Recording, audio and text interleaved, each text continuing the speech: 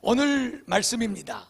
내가 복음을 부끄러워하지 아니하노니, 이 복음은 그 믿는 모든 사람들에게 구원을 주시는 하나님의 능력이 됨이라. 할렐루야.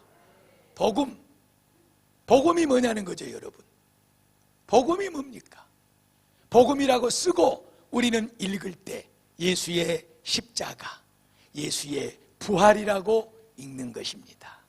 그 예수님의 십자가가, 그 예수님의 부활이 죄로 말미암아 멸망받아 지옥의 영원한 형벌 가운데 갇혀야 될 우리 인생들을 구원해 주셨습니다.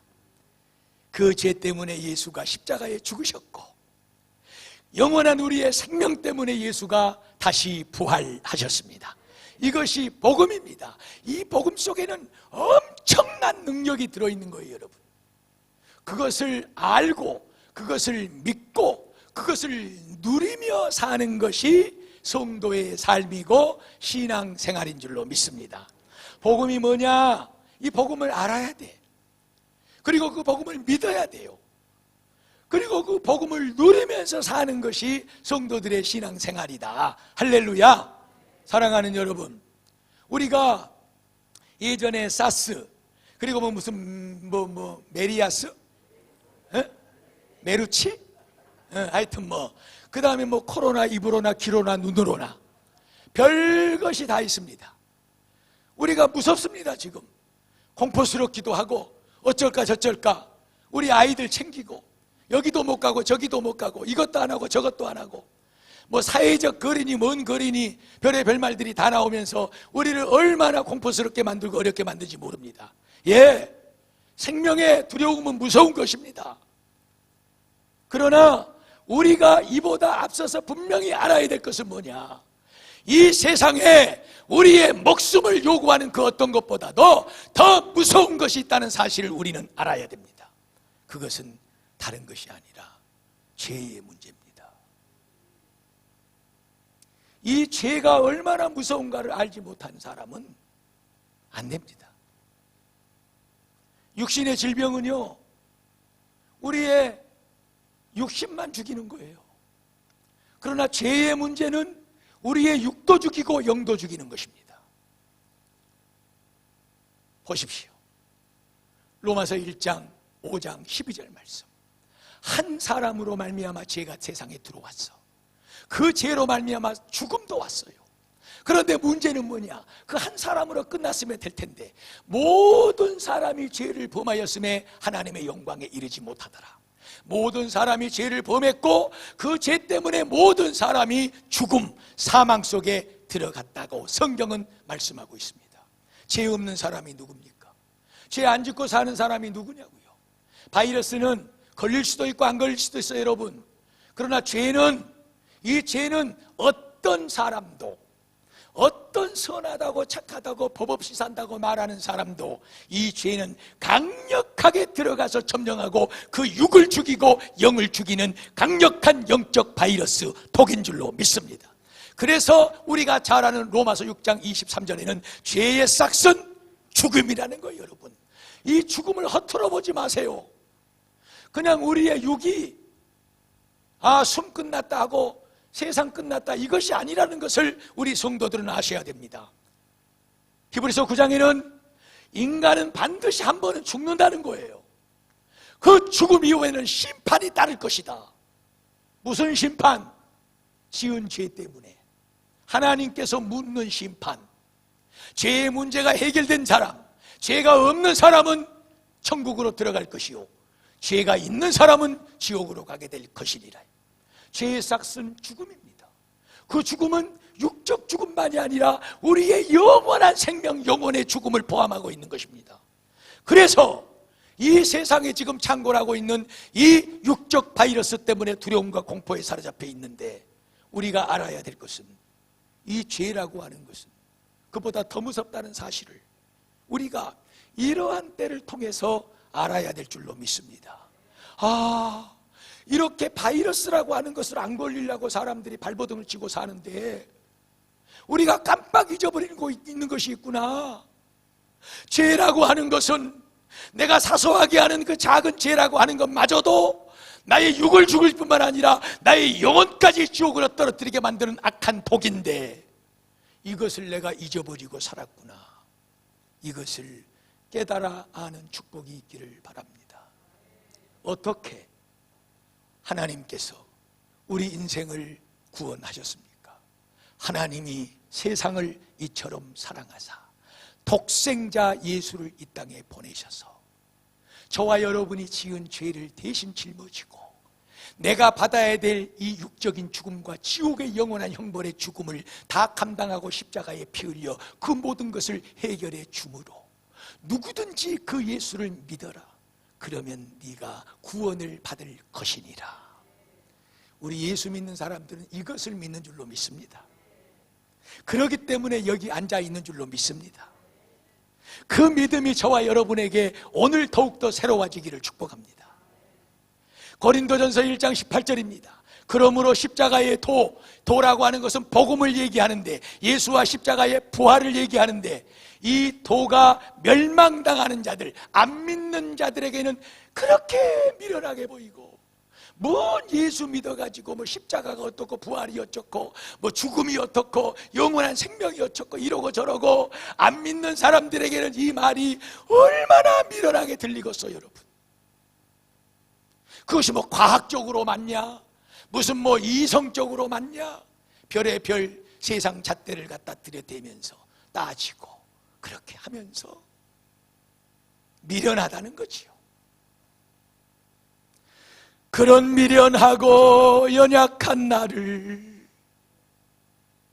하나님이 사랑하셔서 그 예수를 믿게 만들고 그 예수 붙잡고 이 힘들고 어려운 세상을 살게 하여 주십니다.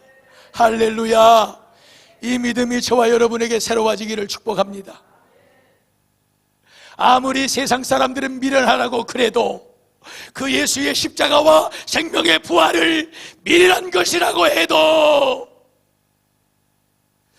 사랑하는 베델교회 성도들이요, 오늘 이 시대에 우리는 우리에게 구원을 주시는 하나님의 능력이 되는 줄로 믿습니다. 이 복음이 우리를 혼란스럽게 만들고 우리를 죽음의 공포 속에 들어가 고통을 주는 이 세상 가운데서 이 복음의 능력이, 이 하나님이 구원받은 자들에게 주는 이 구원의 능력이 오늘 지금 이 순간 저와 여러분 속에 강물처럼 흘러넘치기를 주의 이름으로 축복합니다. 로마서 1장 16절 말씀을 다 같이 읽습니다. 내가 복음을 부끄러워하지 아니하노니 이 복음은 모든 믿는 자들에게 구원을 주시는 하나님의 능력이 됨이니라. 할렐루야. 복음을 믿으십시오. 예수와 십자가와 예수의 부활을 믿으십시오. 예수님이 십자가에서 다 해결해 놓으심을 믿으십시오. 영원한 생명으로 다시 사심을 믿으십시오. 그리고 그 믿음이 우리의 삶 가운데 적용되기를 축복합니다. 귀한 성도 여러분, 복음이라고 쓰고 우리는 예수님의 십자가와 부활이라고 읽는 것입니다. 이 복음 안에는 그렇게 엄청난 능력이 담겨져 있는 거예요. 육신의 죽음, 인생은 한 번 가게 돼 있어요, 여러분. 제가 오늘 새벽에 기도에 그랬어요. 우리 성도들 몇 분 나와서 기도하는 분들에게. 모르겠어요. 저도 이런저런 상황에 들어가면 어떻게 변할지 모르지. 이 나약한 존재, 이 어리석고 이 죄 많은 인생 어떻게 변할지 모르겠죠. 베드로가 오늘 오후 예배 때 여러분 말씀입니다만 예수님이 십자가에 죽은다 그러니까, 내가 너희를 위해서 십자가를 져야 된다 그러니까 내 목숨 내놓고 맡겠습니다. 혼장남했던 베드로는 어디론가 가버리고 없고 예수님 붙잡혀 신문당하고 심판받을 때 예수를 모른다고 부인하는 그 베드로, 그런 연약한 존재인 나, 그럴 줄 모르지만 사랑하는 성도 여러분, 우리가 분명히 알아야 되는 것은 하나님 앞에, 하나님, 이 놀라운 믿음, 생명 사는 믿음, 이 믿음을 내가 가지고 살아갑니다. 날마다 이 은혜가 넘치기를 축복합니다. 복음 속에 우리를 살리는 믿음이 담겨져 있는 거예요. 이 복음을 우리가 알고 믿고 누리는 것이 성도의 복인 줄로 믿습니다. 이 복음이 인간을 사망에 이르게 하는 그 죄의 문제에서 해결해 주신 줄로 믿습니다. 어떤 것으로부터 다 하나님께서 지켜주고 보이는 이 복음의 능력이 저와 여러분의 삶 가운데 넘쳐나기를 축복합니다. 마지막으로 말씀을 드립니다. 코로나 바이러스, 오늘 우리가 이 시대 속에서 드려야 될 메시지가 있어요. 그 첫째로 구원을 주시는 위대한 복음의 능력을 믿어야 된다는 것입니다. 이 문제들 또한 우리 주님이 해결해 주신다는 것을 믿으십시오.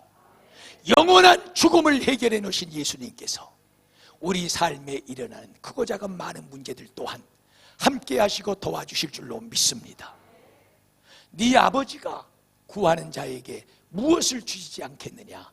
주의 말씀을 붙잡고 이 어려운 때일수록 우리가 주의 복음을, 그 능력을 믿고 더 기도하고 더 깨어서 하나님의 말씀 앞에 의지하고 나갈 때 삶 가운데 십자가 부활의 복음의 능력은 크게 드러나게 될 줄로 믿습니다. 우리 삶에 이 복음을 적용시켜야 돼요.